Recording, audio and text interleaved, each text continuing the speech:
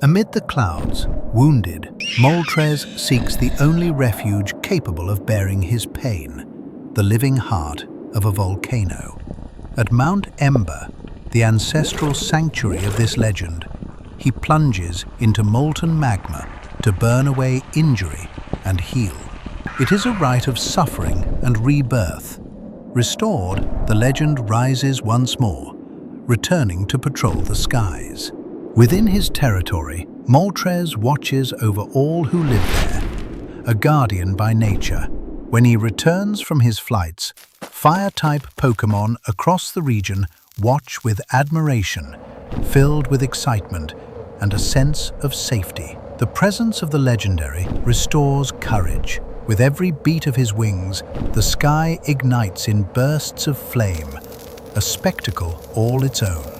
Moltres provides for all who dwell within the volcano. He guards both fire and life, keeping the young safe so they may grow and evolve. When cold fronts reach Mount Ember, he offers warmth to all.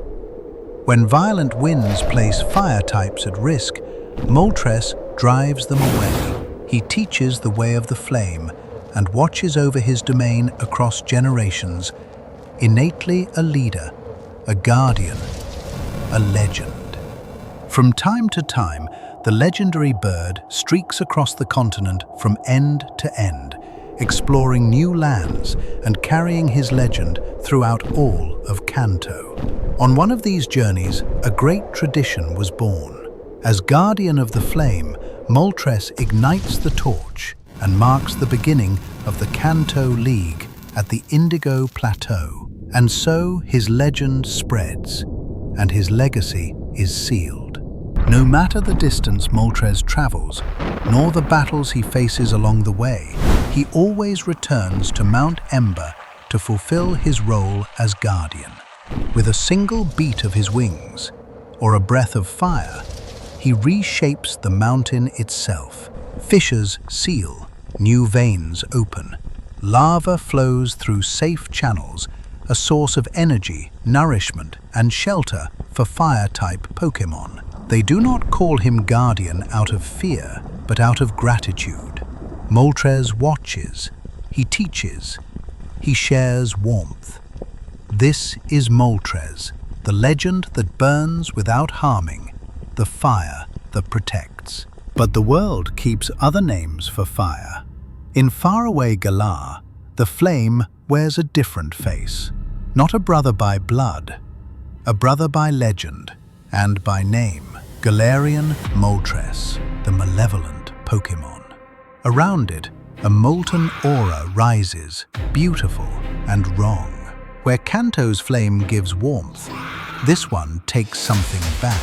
He avoids direct contact and watches from a distance. And the greater the tension in the air, the stronger he seems to become, as if an unbalanced world itself were feeding his power. This Moltres does not guard territory, nor does it demand reverence. In battle, when wounded, a violent impulse surges and its power grows, a phenomenon known as berserk.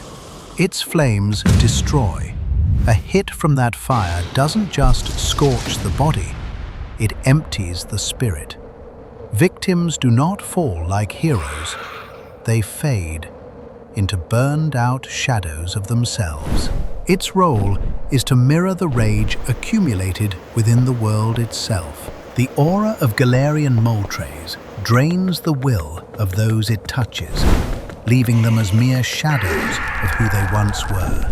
This is not a hunt in the usual sense, but a collision. In its aftermath, only exhaustion remains. Hesitation and emptiness. Galarian Moltres builds no nests, claims no land.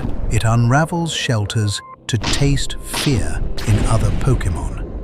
Its life mirrors the state of the world itself. As long as fear and rage endure, the flaming shadow will return. When anger darkens the sky, Galarian Moltres will be there. This legend knows no affection. It knows hatred. Stay tuned for the next episodes to discover more details about these incredible creatures.